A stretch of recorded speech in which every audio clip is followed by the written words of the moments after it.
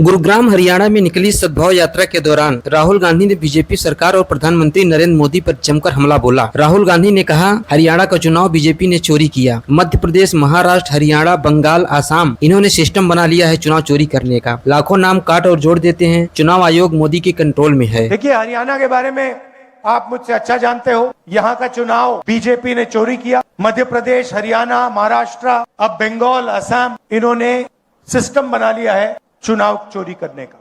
लाखों नाम काट देते हैं, लाखों नए नाम जोड़ देते हैं। इलेक्शन कमीशन इनके कंट्रोल में है, ब्यूरोक्रेसी इनके कंट्रोल में है और ये सोचते हैं कि इनका राज अब रुक नहीं सकता, मगर टाइम आने वाला है इनका।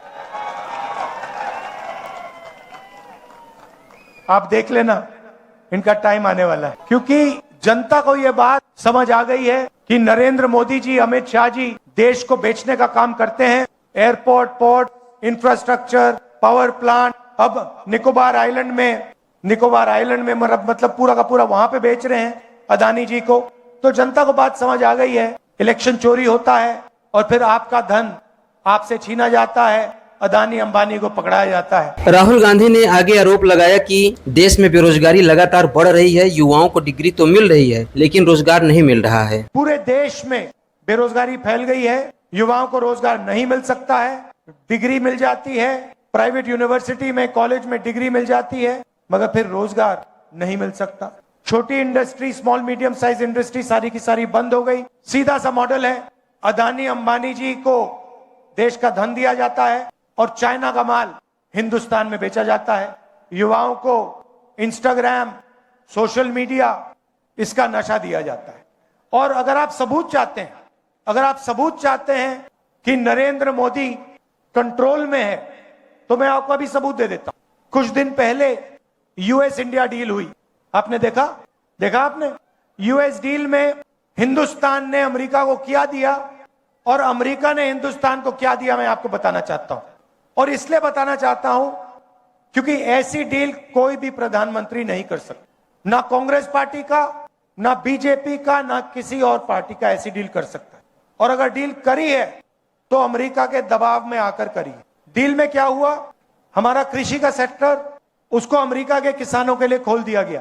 दाल, कपास, अखरोट, बादाम, अमेरिका के किसान अपना माल अब हिंदुस्तान में बेचे। उनके हजारों एकड़ के खेत होते हैं, मैकेनाइज्ड खेत होते हैं, हमारे छोटे खेत होते हैं। हिंदुस्तान के सारे किसान बर्बाद होने जाए।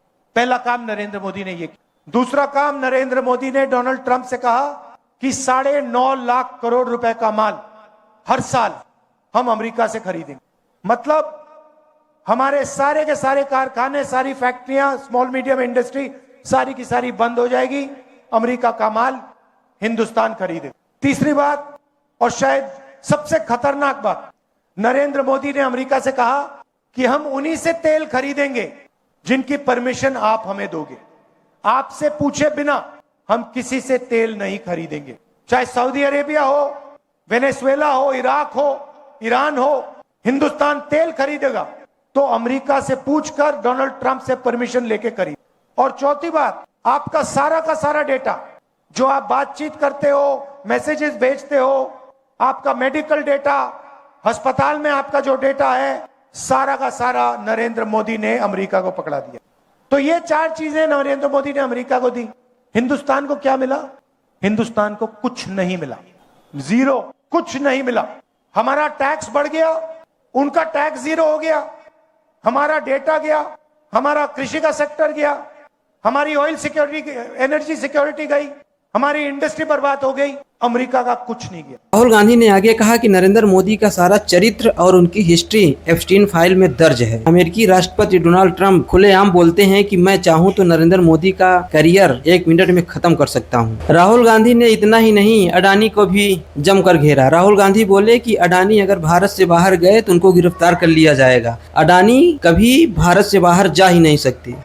हमारा डेटा गया, हमारा कृषि का सेक्टर गया, हमारी ऑयल सिक्योरिटी, एनर्जी सिक्योरिटी गई, हमारी इंडस्ट्री बर्बाद हो गई, अमेरिका का कुछ नहीं गया। इसके 2 कारण हैं और मैं आपको साफ बता देता हूं। सबसे पहला कारण, आपने नाम सुना होगा एप्स्टीन का, सुना है? 30.5 लाख एप्स्टीन की फाइल्स अमेरिका में पड़ी हुई है। नरेंद्र मोदी की पूरी हिस्ट्री उसका चरित्र उन फाइलों में है। और डोनाल्ड ट्रंप ये बात जानता है, समझता है। डोनाल्ड ट्रंप खुल के कहता है, मीडिया में खुल के कहता है, अपने ट्विटर पे खुल के कहता है कि नरेंद्र मोदी के करियर को मैं 1 मिनट में खत्म कर दूंगा।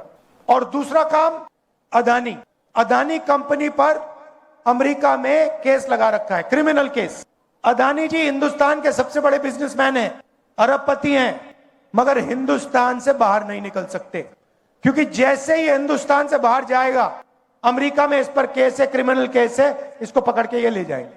और ये केस अदानी पे नहीं है, ये बात आप समझिए, ये केस नरेंद्र मोदी पर है, क्योंकि नरेंद्र मोदी और अदानी एक है। कंपनी का नाम अदानी है, कंपनी का नाम मोदानी होना चाहिए।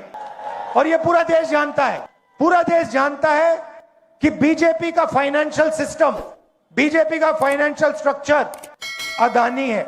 और ये डोनाल्ड ट्रंप को भी मालूम है, इसलिए उसने केस लगाया है और हिंदुस्तान के प्रधानमंत्री को कॉम्प्रोमाइज कर दिया है। नरेंद्र मोदी चू नहीं कर सकता है बिना डोनाल्ड ट्रंप के परमिशन लिए।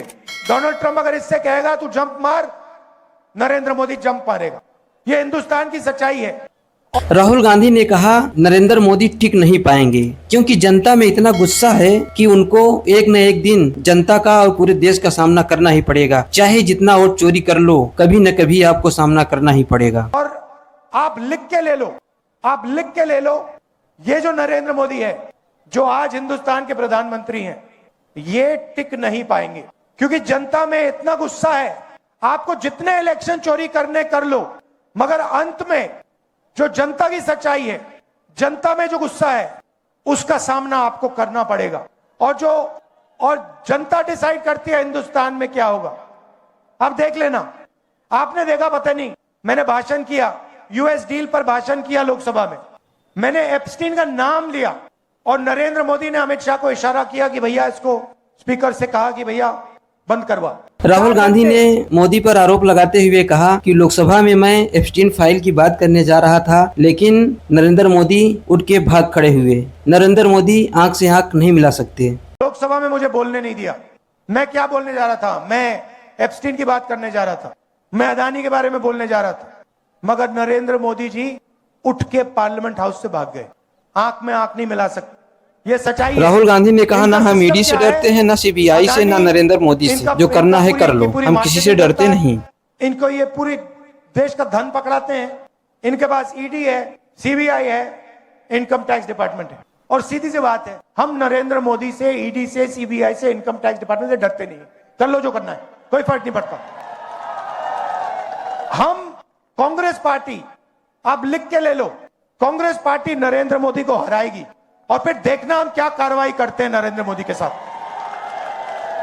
क्योंकि इन्होंने देश पर आक्रमण किया है, लोकतांत्रिक सिस्टम पर आक्रमण कर इन्होंने अंबेडकर जी के संविधान पर आक्रमण किया है।